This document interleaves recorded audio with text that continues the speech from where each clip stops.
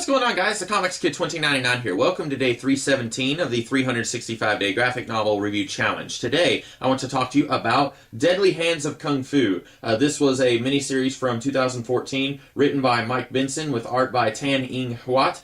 This also collects a couple of the issues from the original 1970s Deadly Hands of Kung Fu series. The first issue, which features the origin of the Sons of the Tiger, and also a two-parter in issues 32 and 33 featuring Colleen Wing and Misty Knight, the Daughters of the Dragon. And the main story here, it features Shang-Chi finding out that his former girlfriend, an agent of MI6, that she has been murdered, and he is trying to bring justice to her killers. And I really like that this book is not going down the path of having Shang-Chi say that he is looking for justice, but in actuality, he's looking for revenge, and then by the end of the book, he realizes that justice really is the better path for him to travel down. I really like that they didn't go down with that story here. I like that he actually is about justice. When he says he's not about revenge, he's not lying. I feel like I've seen that story so many times, and I'm glad that this just completely bypassed it altogether. I like the character of Shang-Chi quite a bit here. I don't think I had ever read a Shang-Chi story before, other than like an issue of What If from the 1980s. Other than that, I think I've only ever seen him as a background character in other comics. And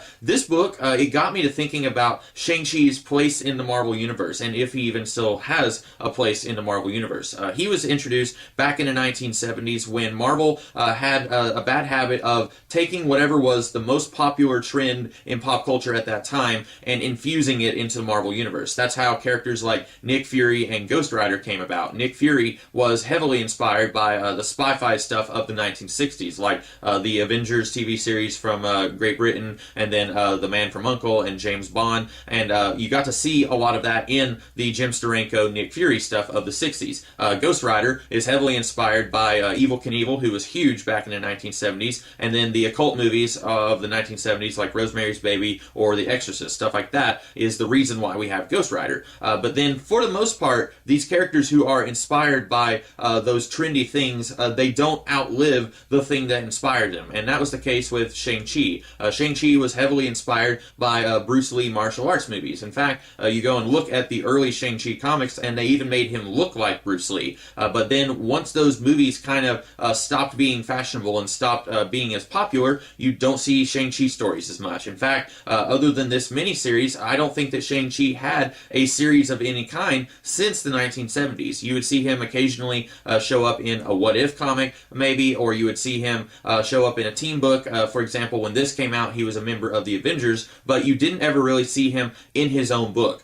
This was, I think, the first time that we saw him in his own book since his original series ended in the 70s. And this book does a really good job of reintroducing Shang-Chi to modern audiences, people like me who didn't really know anything about him other than he was a martial arts character. It does a really good job of letting us know who he is, giving us a glimpse into his world, but at the same time, I think that there's a reason that this was given to us as a limited miniseries and not as the beginning of an ongoing series. I don't know if we can have Shang-Chi as an ongoing thing in the Marvel Universe in this day and age, because the martial arts movies that inspired him and were so huge back in the 1970s, those are more or less a thing of the past. Occasionally, you will see a martial arts movie that is kind of homaging those things. For example, the Man with the Iron Fist, I think, was I feel like that was a movie that came out just a couple years ago. I feel like Tarantino was kind of involved, or Rodriguez, one of those guys. Occasionally, you will see a movie that's kind of an homage of that style of film, but that as a genre is not a thing anymore. It's the same reason why you don't see Nick Fury in his own solo series anymore, because those spy-fi movies are not a thing anymore. Out of all of those movies that inspired the creation of Nick Fury, the only one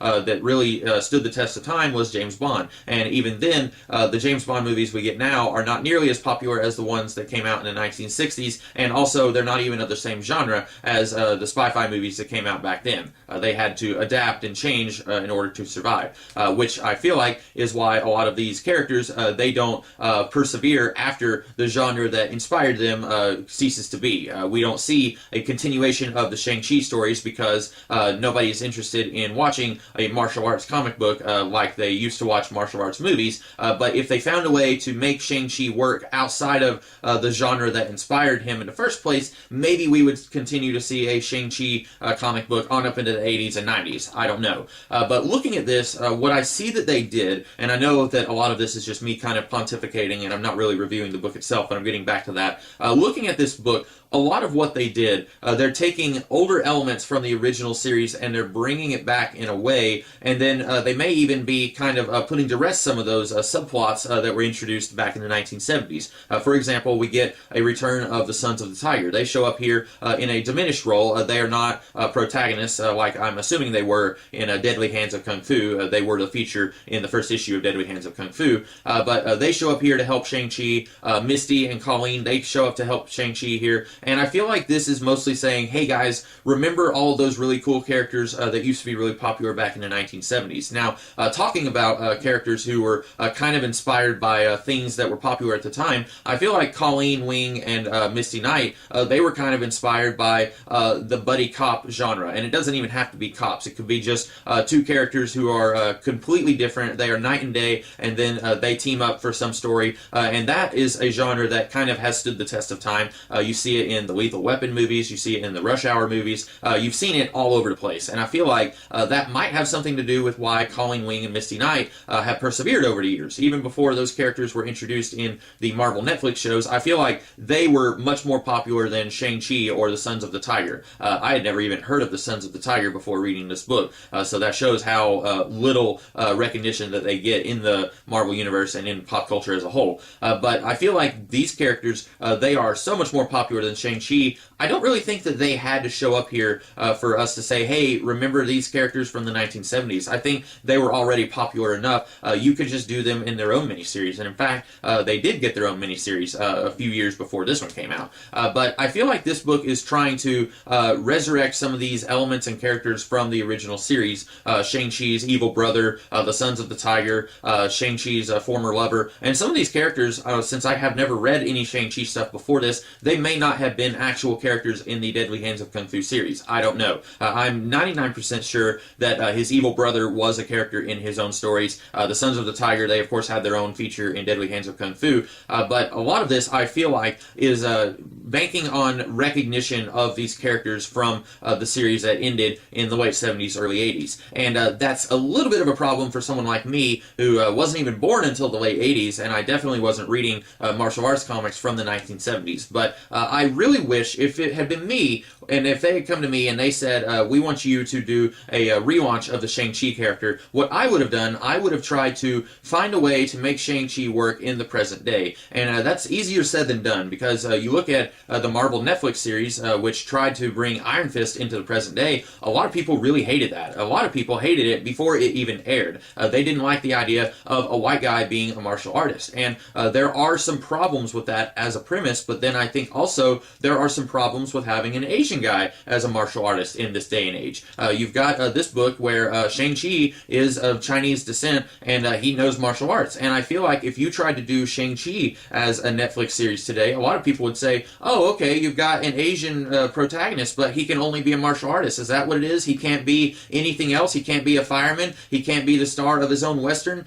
You would have that as a complaint, and that's also a valid problem if you try to do this in this day and age. I feel like having Shang-Chi as his own ongoing series would not work in this day and age. Unfortunately, I'm afraid that Shang-Chi might be an element of the past that can't really be brought into this day and age. You can have him be a supporting character in books like The Avengers, or if you do a Colleen Wing and Misty Knight ongoing series, you could have him be a supporting character there. But I'm just not sure if having him be his own ongoing protagonist in his own ongoing series, if that would work in the same way that it worked in the 1970s, for a couple different reasons. One, because we live in a different era now where this kind of thing might be seen as a little racially insensitive, and also because the stuff that inspired him, the Bruce Lee martial arts movies of the 1970s, those are seen as a thing of the past. That is not a genre that has persevered like the James Bond movies that kind of inspired Nick Fury. Anyway, I talked a lot about a lot of different things in this video. I did like this book quite a bit. I liked that we got to see Shang-Chi bring justice to this crime that was done while not devolving himself and bringing himself down to the level of the killers who killed his former lover. I like the character of Shang-Chi. I like that throughout this whole book, even though he is thrown into a lot of situations that would make anyone else rise and become a little hot-headed, I like that he is able to remain even-tempered throughout this whole book. That's an element of the character I really like quite a bit.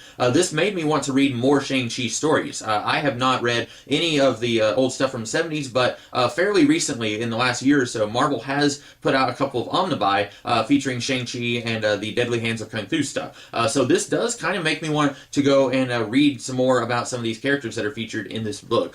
So I did like this book, but I do feel like this is a throwback to something from yesteryear, but it can't really be something that exists in this day and age, or at least for any extended period of time. I think that it works as a limited thing where it's here, and then by the time you get used to it, it's done. I'm not sure if this kind of thing would work in its own ongoing setting, though. But in this particular format, as a 4-issue miniseries, I think it worked great. I really liked it here, and now, admittedly, that may be more for me than for other people, because I didn't have as much problems with the Iron Fist Netflix series as a lot of people did. So if you were one of those people, you really did not like the Iron Fist Netflix series, you felt that it was racially insensitive, you might also not really like the Deadly Hands of Kung Fu. I'm just going to go ahead and say, probably you wouldn't like it. But anyway, those are my thoughts on this book. I hope that you guys liked this video where I kind of went all over the place. I was really off topic in this one. I hope that you guys liked this video, and if you did, be sure to like, share, comment, and subscribe, and I will be back tomorrow with a different video. In the meantime, you guys have a great rest of your day. Catch you later.